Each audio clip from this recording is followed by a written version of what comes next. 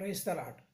பரலோக ராஜ்யத்தின் சுவிசேஷ ஊழியத்தின் சார்பாக இந்த ஜோசுவா ஜீவகுமாருடைய நன்றியும் சோத்திரத்தையும் கர்த்தருக்கு நான் செலுத்திக் கொள்கிறேன். கிறிஸ்துக்குரியவர்களே, நாம் தொடர்ந்து இந்த வேத பகுதியிலே எடுத்துக்கொள்ளப்படும் மற்றும் உயிர்ப்பிக்கப்படும் பாக்கியவான்களின் கடமைகள் என்ற தலைப்பினிலே இந்த எடுத்துக்கொள்ளப்படும் நிலையானது 7 நிலைகளில் காணப்படுகின்றது. இதிலே நாம் 3வது நிலையை குறித்து தொடர்ந்து தியானித்து கொண்டு வருகிறோம். 1 கொரிந்தியர் 15ஆம் அதிகாரம் 23ஆம் வசனத்திலிருந்து நாம் வாசிக்கும் பொழுது, அவனவன் தன் தன் வரிசையிலே உயிர்ப்பிக்கப்படுவான். முதற் பலனானவர் கிறிஸ்து. பின்பு அவர் வருகையில் அவர் உடையவர்கள் உயிர்ப்பிக்கப்படுவார்கள். அதன் பின்பு முடிவு உண்டாகும். அப்பொழுது அவர் சகல துரைத்தனத்தையும் சகல அதிகாரத்தையும் வல்லமையையும் பரிகரித்து தேவனும் பிதாவுமாய் இருக்கிறவருக்கு ராஜ்யத்தை ஒப்பு கொடுப்பார். எல்லா சத்துருக்களையும் தமது பாதத்திற்கு கீழாக்கி போடும் வரைக்கும் அவர் ஆளுகை செய்ய வேண்டியது. பரிகரிக்கப்படும் கடைசி சத்துரு மரணம் என்று இங்கே சொல்லப்படுகின்றது. ஆம், கர்த்தருக்குரியவர்களே, அவனவன் தன் தன் வரிசையிலே உயிர்ப்பிக்கப்படுவான் என்று அந்த வரிசையின் நிலையை குறித்து நாம் தொடர்ந்து தியானிக்கும் பொழுது, அந்தந்த ஊழியத்தினுடைய தலைமை தாங்கும் அந்த பொறுப்பாளர்கள், கர்த்தருடைய ஊழியர்கள் அந்த ஊழியத்தை நிறைவேற்றிய பின்பு அவர்கள் உயிரோடு இருக்கும்பொழுது எடுத்துக்கொள்ளப்படுவர்களாகவும் மற்றும் மரித்தவர்களாக இருக்கும்பொழுது அவர்கள் உயிர்ப்பிக்கப்பட்டு எடுத்துக்கொள்ளப்படுவர்களாகவும் இந்த நிலை காணப்படுகின்றது. இந்த நிலையானது 7 சிங்காசனங்களுடைய அந்த கர்த்தருடைய ராஜ்யத்தினுடைய ஆளுகை பெறும்படியாக, பரலோக ராஜ்யத்தினுடைய ஆளுகை பெறும்படியாக இந்த 7 நிலைகளினுடைய எடுத்துக்கொள்ளப்படுதலும் உயிர்ப்பிக்கப்படுதலும் அவர்கள் நிறைவேற்றும் கடமைகளும் ஊழியங்களும் காணப்படுகின்றது என்பதை வேதமானது தன் தன் வரிசையில் உயிர்ப்பிக்கப்படுவான் என்று இங்கே சொல்லப்படுகின்றது. நாம் இந்த 3வது நிலையிலே நாம் முதலாவதாக பிதாவின் ஆஸ்தி என்ற தலைப்பினிலே இப்பொழுது தியானிக்கப் போகிறோம். மற்றும் தொடர்ந்து உபத்திரவ கால உடன்படிக்கை என்ற தலைப்பினிலும் தேவ தூதர்களுக்கு நிழலான கர்த்தருடைய ஊழியர்கள் என்ற தலைப்பினிலும் மற்றும் மகன் அல்லது குமாரன் என்ற ஸ்தானம் எவ்வாறாக உண்டாகின்றது என்ற தலைப்பினிலும் மற்றும் தேவனுக்கு சமமான இயேசு கிறிஸ்துவானவர் என்ற தலைப்பினிலும் மற்றும் கருப்பு குதிரை ஊழியத்தில் ஏற்படும் விளைவுகள் என்ற தொடர்ந்து இந்த தலைப்பினிலே நாம் ஒரு 7-8 தலைப்பினிலே தொடர்ந்து தியானிக்கப் போகிறோம். இப்பொழுது பிதாவின் ஆஸ்தி என்ற தலைப்பினிலே நாம் தியானிக்கப் போகின்றோம். மற்றும் கர்த்தருக்குரியவர்களே, இந்த லூக்கா 15ஆம் அதிகாரத்தில் சொல்லப்பட்ட அந்த கெட்ட குமாரன் கதையை அடிப்படையாக கொண்டு தான் நாம் இதிலே தொடர்ந்து தியானித்து கொண்டு வருகிறோம். அதாவது லூக்கா 15ஆம் அதிகாரம் அந்த கெட்ட குமாரன் கதையானது இந்த வெள்ளை குதிரை, கருப்பு குதிரை, சிவப்பு குதிரை, மங்கின நிறமுள்ள குதிரை, இந்த 4 குதிரைகளுடைய 1ஆம் முத்திரை, 2ஆம் முத்திரை, 3ஆம் முத்திரை, 4ஆம் முத்திரையினுடைய அந்த நிகழ்வுகளை தொடர்ந்து இது முழுமைப்படுத்தி இயேசு கிறிஸ்துவானவர் நமக்கு ஒரு ஊமைகளாக இதை வெளிப்படுத்தி உள்ளார். இந்த லூக்கா 15ஆம் அதிகாரம் 11ஆம் வசனமும் 12ஆம் வசனமும் இயேசு கிறிஸ்துவானுடைய ஊழியத்தை நமக்கு வெளிப்படுத்துகிறது. அதாவது வெள்ளை குதிரையினுடைய கிரியைகளை நமக்கு வெளிப்படுத்துகிறது. மற்றும் லூக்கா 15ஆம் அதிகாரம் 13ஆம் வசனமானது அது சிவப்பு குதிரையினுடைய அந்த ராஜ்யத்தின் சுவிசேஷத்தினுடைய கிரியைகளை நமக்கு வெளிப்படுத்துகிறது. மற்றும் லூக்கா 15ஆம் அதிகாரம் 14ஆம் வசனத்திலிருந்து 24ஆம் வசனம் வரை அந்த கருப்பு குதிரையினுடைய நித்திய சுவிசேஷத்தினுடைய அந்த கிரியைகளை நமக்கு வெளிப்படுத்துகிறது. மற்றும் லூக்கா 15ஆம் அதிகாரம் 25ஆம் வசனத்திலிருந்து 32ஆம் வசனம் வரை அது மங்கின நேரமுள்ள குதிரையான மகா உபத்திர காலத்தை குறித்து மறைப்பொருளாக கர்த்தராகிய இயேசு கிறிஸ்துவானவர் நமக்கு வெளிப்படுத்தியிருக்கிறார். இப்பொழுது இந்த பிதாவின் ஆஸ்தி என்ற தலைப்பினிலே வெள்ளை குதிரையில் காணப்பட்ட அந்த இயேசு கிறிஸ்துவான ஊழியத்தை குறித்து நாம் தியானிக்கும் பொழுது லூக்கா 15ஆம் அதிகாரம் 11ஆம் வசனமும் 12ஆம் வசனமும் நாம் வாசிக்கும் பொழுது, பின்னும் அவர் சொன்னது, ஒரு மனுஷனுக்கு 2 குமாரர் இருந்தார்கள். அவர்கள் இளையவன் தகப்பனை நோக்கி, தகப்பனே, ஆஸ்தியில் எனக்கு வரும் பங்கு எனக்கு தர வேண்டும் என்றான். அந்தபடி அவன் அவர்களுக்கு தன் ஆஸ்தியை பங்கிட்டு கொடுத்தான் என்று இங்கே சொல்லப்படுகின்றது. அதாவது பிதாவினுடைய ஆஸ்தி இளைய குமாரனுக்கும் மூத்த குமாரனுக்கும் அந்த பங்கிடும் அந்த காரியத்தை குறித்து இந்த 11ஆம் வசனமும் 12ஆம் வசனமும் நமக்கு வெளிப்படுத்துகிறது. பிதாவினுடைய ஆஸ்தி எவ்வாறாக பங்கிட்டு கொடுக்கிறது என்பதை குறித்து நாம் இந்த வெள்ளை குதிரை, சிவப்பு குதிரை, கருப்பு குதிரை, மங்கின நிறமுள்ள குதிரையிலே அது நமக்கு காணப்படுகின்றது. ஆதியாகமம் 1ஆம் அதிகாரம் 14ஆம் வசனத்திலிருந்து நாம் வாசிக்கும் பொழுது,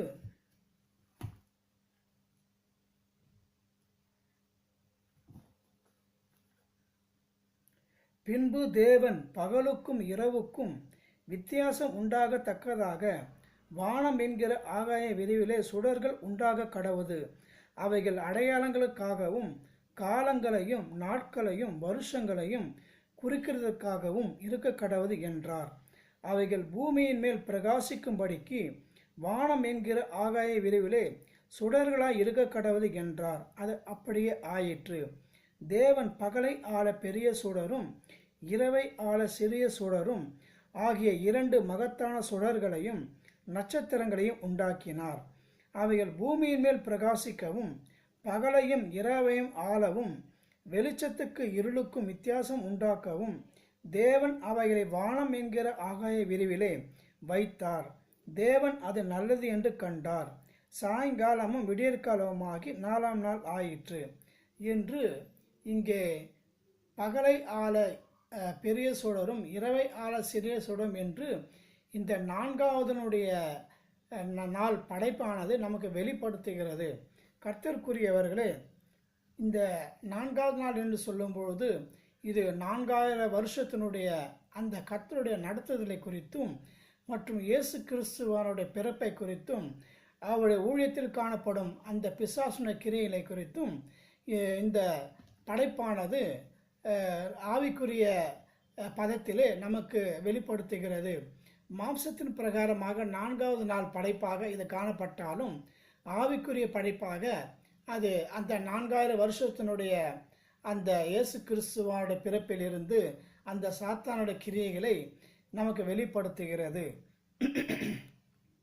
பிதாவின் ஆஸ்தி என்று சொல்லும் பொழுது அது அவருடைய வார்த்தையே, அது கர்த்தருடைய உண்மை உள்ள கர்த்தருடைய ஊழியக்காரர்கள் மூலமாகவும் மற்றும் அந்த பிசாசு கள்ள ஊழியர்கள் மூலமாகவும் இந்த அதாவது பட்டயம் என்னும் அந்த கருவியை கர்த்தருடைய வார்த்தை என்னும் தேவ வசனமாகிய பட்டயம் என்னும் அந்த அடிப்படையாக வைத்துத்தான் அந்த ஆஸ்தியானது அது நாம் அந்த மேலான பலனை பெறும்படியாகவும் அந்த சாத்தானுடைய பக்கத்தில் இருக்கும் கர்த்தருடைய மக்கள் அது அந்த பலனை பெற்று அவர்கள் அழிவுக்கு பாதையாக அந்த நேராக செல்லும்படியாகவும் அந்த பட்டயமானது அந்த இயேசு கிறிஸ்துவானவருடைய ஊழியத்தின் முதன்மை மூலமாக கொண்டு அது கடைசி உலகத்தின் முடிவு பரியந்தும் அந்த பட்டயத்தினுடைய பிதாவுடைய ஆஸ்தியானது அது காணப்படுகின்றது என்பதை வேதமானது நமக்கு வெளிப்படுத்துகிறது.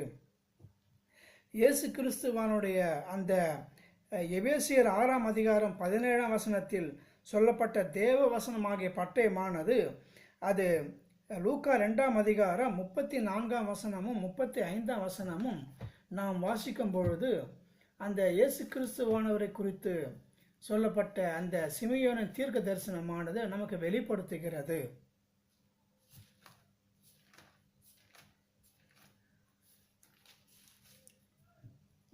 34ஆம் வசனம் 35ஆம் வசனமும், பின்னும் சிமியோன் அவர்களை ஆசீர்வதித்து அவருடைய தாயாகிய மரியாளை நோக்கி, இதோ அநேகருடைய இருதய சிந்தனைகள் வெளிப்படத்தக்கதாக இஸ்ரவேலில் அநேகர் விழுகிறதற்கும் எழுந்திருக்கிறதற்கும் விரோதமாக பேசப்படும் அடையாளமாவதற்கும் இவர் நியமிக்கப்பட்டிருக்கிறார்.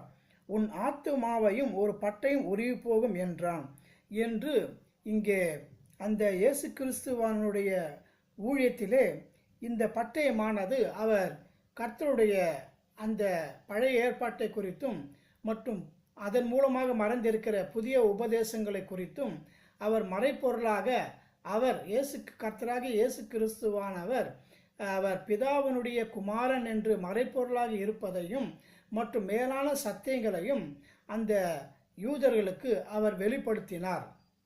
ஆனால் பிசாசானவன் அதற்கு எதிர்ப்புறமாக இயேசு கிறிஸ்துவானவர் அந்த பிதாவுக்கு சமமான இயேசு கிறிஸ்துவானவர் தன்னுடைய ஊழியத்திலே அந்த அவரை குறித்தும் மற்றும் சத்தியங்களை குறித்தும் அவர் வெளிப்படுத்தினார். இங்கே சொல்லும் பொழுது அநேகருடைய இருதய சிந்தனைகள் வெளிப்படத்தக்கதாக இஸ்ரவேலில் அநேகர் விழுகிறதற்கும் எழுந்திருக்கிறதற்கும் விரோதமாக பேசப்படும் அடையாளமாவதற்கும் இவர் நியமிக்கப்பட்டிருக்கிறார்.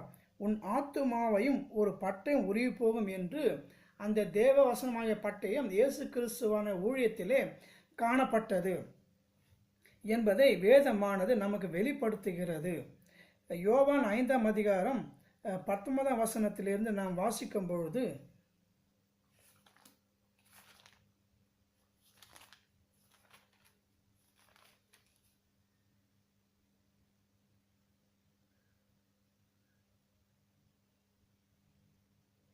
அப்பொழுது இயேசு அவரை நோக்கி, மெய்யாகவே மெய்யாகவே நான் உங்களுக்கு சொல்லுகிறேன், பிதாவானவர் செய்ய குமாரன் காண்கிறது எதுவோ அதே அன்றி வேறு ஒன்றையும் தாமாய் செய்ய மாட்டார்.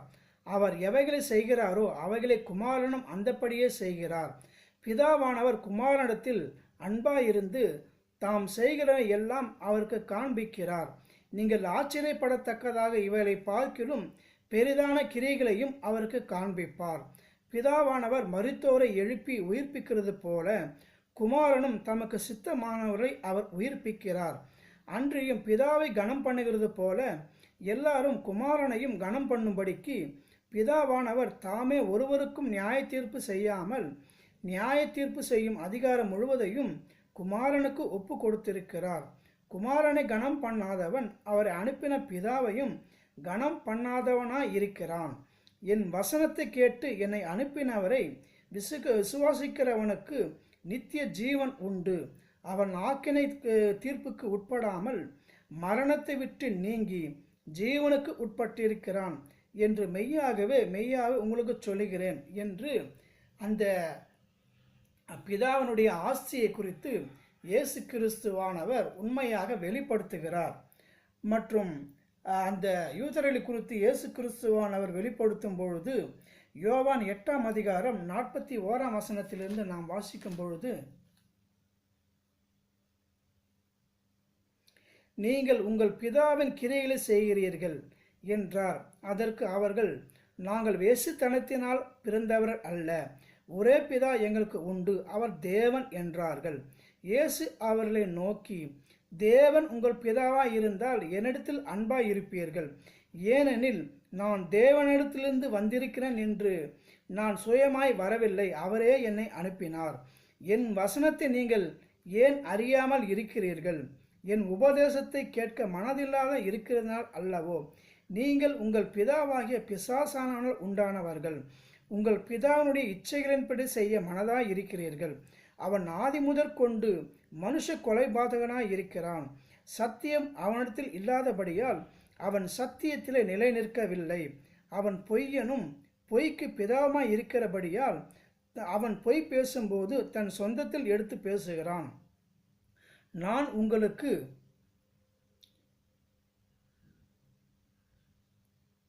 உங்களுக்கு சத்தியத்தை சொல்லுகிறபடியினாலே நீங்கள் என்னை விசுவாசிக்கிறதில்லை. என்னிடத்தில் பாவம் உண்டென்று உங்களில் யார் என்னை குற்றப்படுத்தக்கூடும்? நான் சத்தியத்தை சொல்லியிருக்க நீங்கள் ஏன் என்னை விசுவாசிக்கிறதில்லை?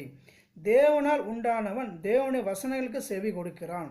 நீங்கள் தேவனால் உண்டாயிராதபடியினால் செவி கொடாமல் இருக்கிறீர்கள் என்றார் என்று இங்கே அந்த ஆவியின் பட்டயமானது இயேசு கிறிஸ்துவானவரே தேவனு குமாரன் என்று உண்மையாக விசுவாசித்து ஏற்றுக்கொண்டவர்கள் அவரை ஏற்றுக்கொண்டவர்கள் அந்த ரட்சிப்பை பெற்றவர்களாகவும், அதாவது அந்த சிமியோனினுடைய தீர்க்க தரிசனமானது அநேகர் விழுகிறதற்கும் எழுந்திருக்கிறதற்கும் அடையாளமாக இவர் காண்பார் என்ற அந்த வார்த்தையானது அநேகர் இவருடைய வார்த்தை விசுவாசித்தவர்கள் ரட்சிப்பு அடையும்படியாக எழுந்திருக்கிறவர்களாகவும், அதை விசுவாசியாத யூதர்கள் எப்படி அவர் சொல்லும்பொழுது நீங்கள் மோசேயினுடைய ஆசனத்தில் அமர்ந்திருக்கிறீர்கள் என்று அந்த வேத பாடலை குறித்தும் நியாய சாஸ்திரியை குறித்தும் கர்த்தராகிய இயேசு கிறிஸ்துவானவர் வெளிப்படுத்துகிறார்.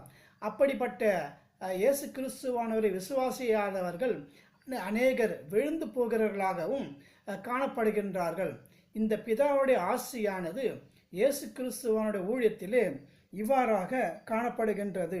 மற்றும்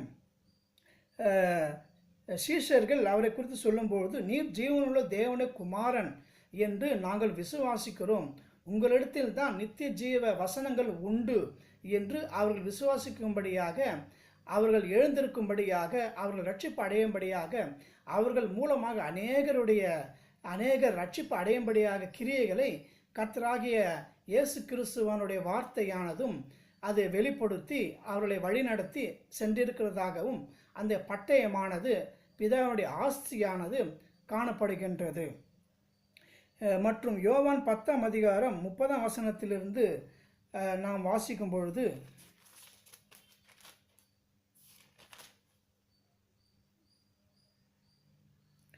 நானும் பிதாவும் ஒன்றாய் இருக்கிறோம் என்றார். அப்பொழுது யூதர்கள் மறுபடியும் அவர்கள் மேல் கல்லெறியும்படி கல்லுகளை எடுத்து கொண்டார்கள். இயேசு அவரை நோக்கி, நான் என் பிதாவினாலே அநேக நற்கிரிகளை உங்களுக்கு காண்பித்தேன், அவைகளில் எந்த கிரியை நிமித்தம் என் மேல் கல்லெறியீர்கள் என்றார். யூதர்கள் அவருக்கு பிரதி உத்தரமாக, நற்கிரை நிமித்தம் நாங்கள் உன்மேல் கல் எறிகிறதில்லை, நீ மனுஷனாய் இருக்க உன்னை தேவன் என்று சொல்லி இவ்விதமாய் தேவ தூஷணம் சொல்லுகிறபடியினால் உன்மேல் கல் எறிகிறோம் என்றார்கள். இயேசு அவர்களுக்கு பிரதி உத்தரமாக, தேவர்களாய் இருக்கிறீர்கள் என்று நான் சொன்னேன் என்பதாய் உங்கள் வேதத்தில் எழுதியிருக்கவில்லையா? தேவ வசனத்தை பெற்றுக்கொண்டவர்களை தேவர்கள் என்று அவர்கள் சொல்லியிருக்க வேத வாக்கியம் தவறா இருக்க, பிதாவினால் பரிசுத்தமாக்கப்பட்டும் உலகத்தில் அனுப்பப்பட்டும் இருக்கிற நான் என்னை தேவனுடைய குமாரன் என்று சொன்னதினாலே தேவ தூஷணம் சொன்னாய் என்று நீங்கள் சொல்லலாமா? என் பிதாவின் கிரியைகளை நான் செய்யாதிருந்தால் நீங்கள் என்னை விசுவாசிக்க வேண்டியதில்லை. செய்தேனே ஆனால் நீங்கள் என்னை விசுவாசியாதிருந்தாலும் பிதா என்னிலும் நான் அவரிலும் இருக்கிறதை நீங்கள் அறிந்து விசுவாசிக்கும்படி அந்த கிரியைகளை விசுவாசிங்கள் என்றார் என்று இவ்வாறாக பிதாவினுடைய ஆஸ்தியானது இயேசு கிறிஸ்துவானுடைய ஊழியத்திலே காணப்படுகின்றது. அடுத்தபடியாக இந்த சிவப்பு குதிரையிலே அந்த பட்டயமானது அதை குறித்து வெளிப்படுத்தும் பொழுது, இந்த கெட்டகுமாரன் கதையானது லூக்கா 15ஆம் அதிகாரம் 13ஆம் வசனமானது, சில நாளைக்கு பின்பு இளைய மகன் எல்லாவற்றையும் சேர்த்து கொண்டு தூர தேசத்துக்கு புறப்பட்டு போய் அங்கே துன்மார்க்கமாய் ஜீவனம் பண்ணி தன் ஆஸ்தி அழித்து போட்டான் என்று இங்கே சொல்லப்படுகின்றது. ஆம், அது பிதாவுடைய ஆஸ்தியானது எவ்வாறாக அழிக்கப்படுகின்றது என்று இந்த சிவப்பு குதிரையை காணும்பொழுது அந்த ஆவியின் பட்டயமானது எவ்வாறாக காணப்படுகிறது என்றால், வெளிப்படுத்தின விசேஷம் 6ஆம் அதிகாரம் 3ஆம் வசனமும் 4ஆம் வசனமும் அந்த 2ஆம் முத்திரை குறித்து சொல்லும் பொழுது, அவர் 2ஆம் முத்திரையை உடைத்த போது 2ஆம் ஜீவனானது நீ வந்து பார் என்று சொல்ல கேட்டேன். அப்போது சிவப்பான வேறொரு குதிரை புறப்பட்டது. அதன் மேல் ஏறி இருந்தவனுக்கு பூமியில் உள்ளவர்கள் ஒருவரை ஒருவர் கொலை செய்யத்தக்கதாக சமாதானத்தை பூமியிலிருந்து எடுத்து போடும்படியான அதிகாரம் கொடுக்கப்பட்டது. ஒரு பெரிய பட்டயமும் அவனுக்கு கொடுக்கப்பட்டது என்று இங்கே இந்த 2வது பட்டயமானது தேவ வசனமாகிய பட்டயமானது பிதாவுடைய ஆஸ்தியானது எவ்வாறாக செயல்படுகிறது என்றால், அது மத்தேயு 24ஆம் அதிகாரம் 14ஆம் வசனத்தை சொல்லும்பொழுது, ராஜ்யத்தின் இந்த சுவிசேஷம் பூலோகம் எங்கும் உள்ள சகல ஜாதிகளுக்கும் பிரசங்கிக்கப்படும். அப்பொழுது முடிவு வரும் என்று இந்த சிவப்பகுதனுடைய இந்த ராஜ்யத்தின் சுவிசேஷமானது இது இஸ்ரவேலர் மத்தியிலே இது கிரியை செய்து 1,44,000 பேருடைய அந்த கர்த்தருடைய தெரிந்த கொள்ளப்பட்ட அந்த யூதர்கள் மூலமாக அந்த பட்டயமானது அநேகர் எழுந்திருக்கிறதற்கும் இதன் மூலமாக கள்ள தீர்க்கதரிசிகள் கள்ள ஊழியர் மூலமாக அவர்கள் விழுகிறதற்கும் இந்த பட்டயம் காணப்படுகின்றது என்பதை பிதானுடைய ஆஸ்தி காணப்படுகின்றது என்பதை மத்தேயு 23ஆம் அதிகாரத்தில், அதாவது வெளிப்படுத்த விசேஷம் 3ஆம் அதிகாரம் 21ஆம் வசனத்திலே, நான் ஜெயம் கொண்டு பிதாவோட சிங்காசனத்திலே அவரோடு கூட உட்கார்ந்தது போல ஜெயம் கொள்ளுகிறவன் எவனோ என்னுடைய சிங்காசனத்திலே உட்காரும்படிக்கு அருள் செய்வேன். அந்த வார்த்தையானது இது அந்த பிதானுடைய சிங்காசனத்தை வெளிப்படுத்தும் வண்ணமாக மத்தேயு 23ஆம் அதிகாரம் 37ஆம் வசனத்திலிருந்து நாம் வாசிக்கும் பொழுது,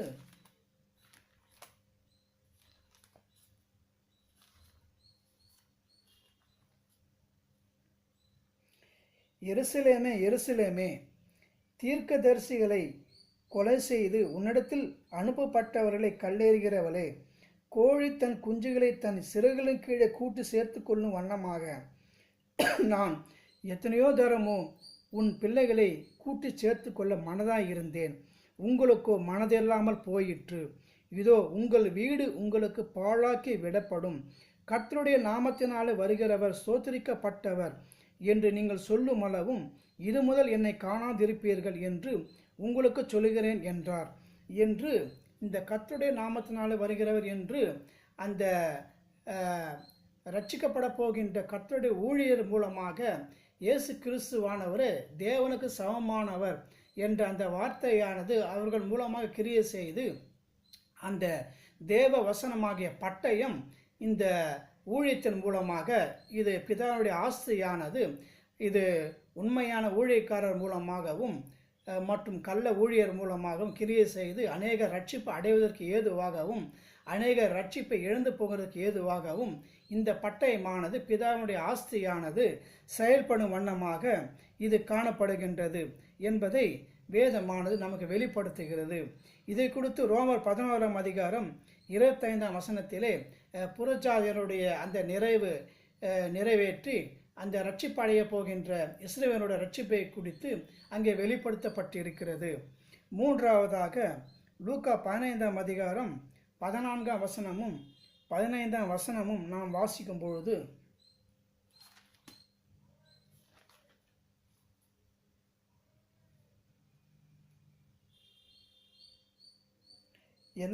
எல்லாவற்றையும் அவன் செலவழித்த பின்பு அந்த தேசத்தில் கொடிய பஞ்சம் உண்டாயிற்று.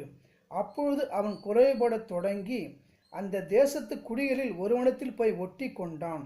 அந்த குடியானவன் அவனை தன் வயல்களில் பண்டிகளை மேய்க்கும்படி அனுப்பினான் என்று இந்த கெட்ட குமாரனுடைய கதையிலே அந்த மூன்றாவது நிலையை குறித்து வெளிப்படுத்தப்பட்டிருக்கிறது. கர்த்தருக்குரியவர்களே, இதிலே அந்த வெளிப்படுத்தும் விசேஷம் மூன்றாவது நிலை குறித்து சொல்லும் பொழுது இதனுடைய பட்டயமானது வெளிப்படுத்தும் விசேஷம் 13ஆம் அதிகாரத்திலே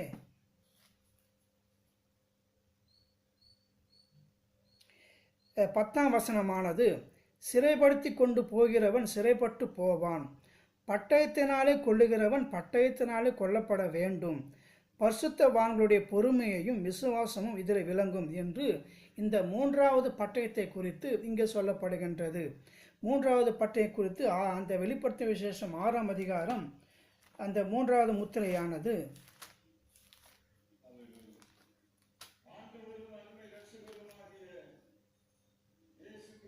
அவர் மூன்றாம் முத்திரையை உடைத்த போது மூன்றாம் ஜீவனானது நீ வந்து பார் என்று சொல்ல கேட்டேன். நான் பார்த்தபோது இதோ ஒரு கருப்பு குதிரையை கண்டேன். அதன் மேல் ஏறி இருந்தவன் ஒரு தராசை தன் கையிலே பிடித்திருந்தான்.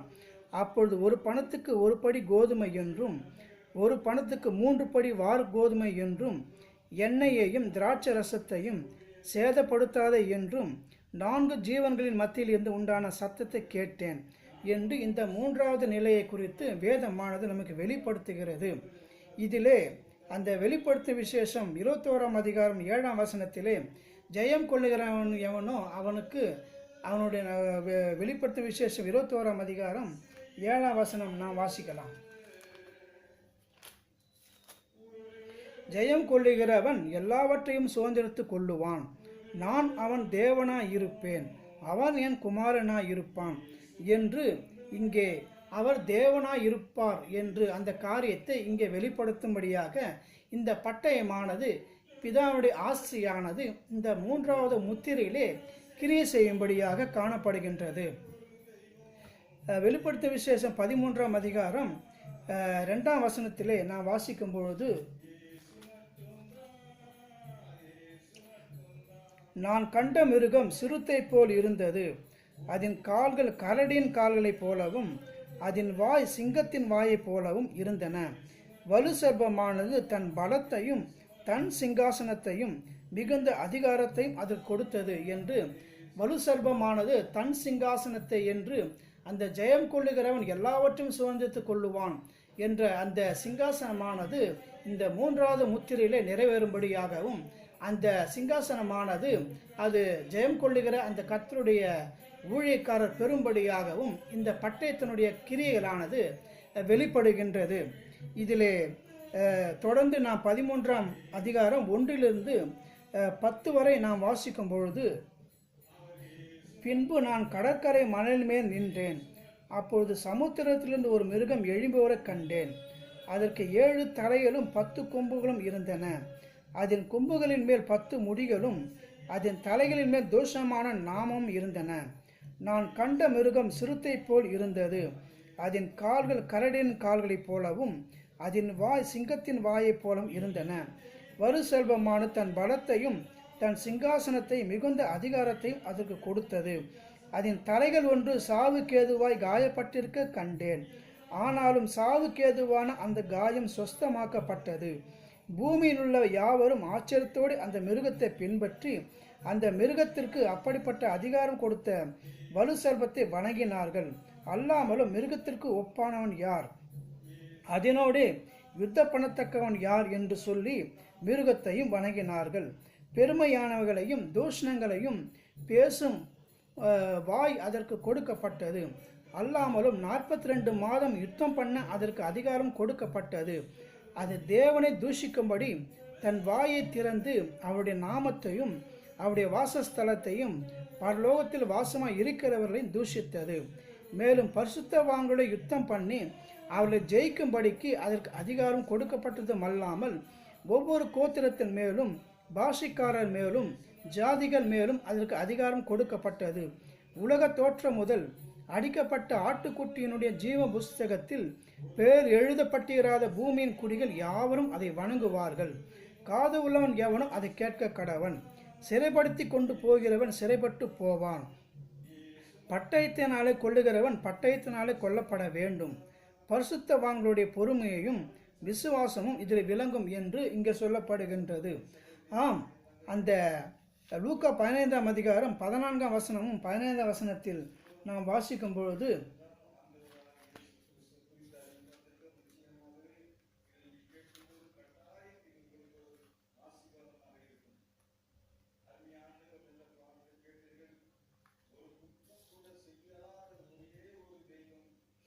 எல்லாவற்றையும் அவன் செலவழித்த பின்பு அந்த தேசத்திலே கொடிய பஞ்சம் உண்டாயிற்று. அப்பொழுது அவன் குறைபடத் தொடங்கி அந்த தேசத்தில் குடிகளில் ஒருவனத்தில் போய் ஒட்டி கொண்டான் என்று அந்த அந்தி கிறிஸ்தனுடைய அந்த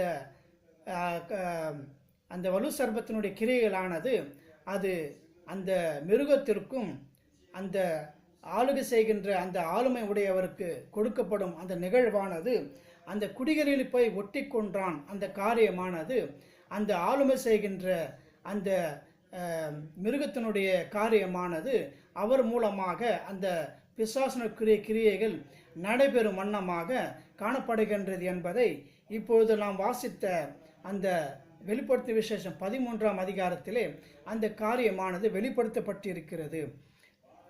மற்றும் வலு சர்ப்பத்தையும் மிருகத்தையும் வணங்கினார்கள் என்று சொல்லும் பொழுது, வலு சர்ப்பத்தின் வணங்கினார்கள் என்று சொல்லும் பொழுது அது அதாவது கர்த்தருக்கு எதிரான அந்த சத்தியத்தை பின்பற்றும் ஜனங்களையும் அதற்கு பொறுப்பேற்று இருக்கின்ற பிசாசனுடைய கிரியைகளையும் தான் அது வலு சர்ப்பத்தினுடைய கிரியைகளாக, அது கர்த்தருக்கு எதிரான கிரியைகளாக அது வேத வசனம் நமக்கு வெளிப்படுத்துகிறது.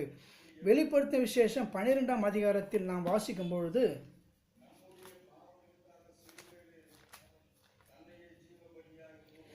வெளிப்படுத்தும் விசேஷம் 12ஆம் அதிகாரம் 4ஆம் வசனம் வாசிக்கும் பொழுது, அதன் வாள் வானத்தின் நட்சத்திரங்களின் 1/3 இழுத்து அவைகளை பூமியில் விழத்தள்ளிற்று. பிரசவ வேதனைப்படுகிற அந்த ஸ்திரீ பிள்ளை பெற்றவுடனே அவளுடைய பிள்ளையை பட்சித்து போடும்படிக்கு அந்த வலு சர்ப்பம் அவளுக்கு முன்பாக நின்றது என்று, இது இயேசு கிறிஸ்துவானுடைய ஊழியத்திலே அந்த சத்தியத்திற்கு மாறாக, உண்மையான சத்தியத்திற்கு மாறாக பொய்யான காரியங்களை அவர்கள் அந்த பிசாசு ஜனங்கள் மூலமாக நிறைவேற்றுகின்ற அந்த காரியமானது வலு சர்ப்பம் அவருக்கு முன்பாக நின்று அந்த காரியத்தை நிறைவேற்றும் வண்ணமாக அந்த கிரியைகளானது வலு சர்ப்பத்தின் கிரியைகளாக அது காணப்படுகின்றது. மற்றும் வெளிப்படுத்து விசேஷம் 12ஆம் அதிகாரம் 9-11 நாம் வாசிக்கும் பொழுது, உலகம் அனைத்தையும் மோசம் போக்குகிற பிசாசு என்றும் சாத்தான் என்றும் சொல்லப்பட்ட பழைய பாம்பாகிய பெரிய வலு சர்ப்பம் தள்ளப்பட்டது. அது பூமியிலே விழத் தள்ளப்பட்டது. அதனோடு சேர்ந்து அது தூதரும் தள்ளப்பட்டார்கள். அப்பொழுது வானத்திலே ஒரு பெரிய சத்தம் உண்டாகி, இப்பொழுது ரட்சிப்பும் வல்லமையும் நமது தேவனுடைய ராஜ்யமும் அவருடைய கிறிஸ்துவின் அதிகாரமும் உண்டாயிருக்கிறது. இரவும் பகலும் நம்முடைய தேவனுக்கு முன்பாக சகோதரமே குற்றம் சுமத்தும் பொருட்டு அவர்கள் மேல் குற்றம் சாட்டுகிறவன் தாழ தள்ளப்பட்டு போனான். மரணம் நேருகிறதா இருந்தாலும் அதற்கு தப்பும்படி தங்கள் ஜீவனையும் பாராமல் ஆட்டுக்குட்டியின் இரத்தத்தினாலும் தங்கள் சாட்சியின் வசனத்தினாலும் அவனை ஜெயித்தார்கள் என்று இது சீசருடைய அந்த ஊழியத்தை குறித்து வெளிப்படுத்துகிறது. மற்றும் வெளிப்படுத்தும் விசேஷம் 12ஆம் அதிகாரம் 13ஆம் வசனத்திலே ஆண் பிள்ளை பெற்ற ஸ்திரியை துன்பப்படுத்தினது என்று இங்கே காணப்படுகின்றது. இந்த ஊழியத்திலேயும் அந்த வலு சர்ப்பத்தின் கிரியைகளானது, பிதாவுடைய ஆஸ்தியானது, தேவ வசனத்தின் பட்டயமானது வெளிப்பட போகின்றது என்பதை வலு சர்ப்பத்தின் கிரியைகளாக அது வெளிப்படுத்தப்பட்டிருக்கிறது.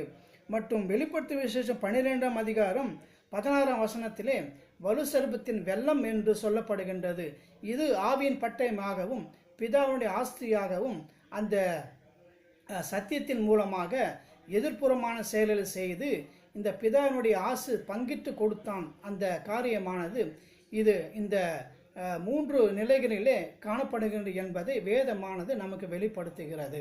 கர்த்தருக்குரியவர்களே, நாம் அடுத்த தலைப்பினிலே உபத்திரக்கால உடன்படிக்கை என்ற தலைப்பினிலே நாம் தொடர்ந்து நாம் தியானிக்கலாம். இதிலே பிதாவுடைய ஆஸ்தியானது, தேவ வசனமாகிய பட்டயமானது எவ்வாறாக 3 நிலையில் அது கிரியை செய்கிறது என்பதை நாம் தியானித்தோம். கர்த்தர் இந்த வார்த்தைகளை 30, 60, 100 ஆசீர்வதிப்பாராக. கர்த்தர் நாம் மகிமைப்படுவதாக. ஆமென். அல்லேலூயா.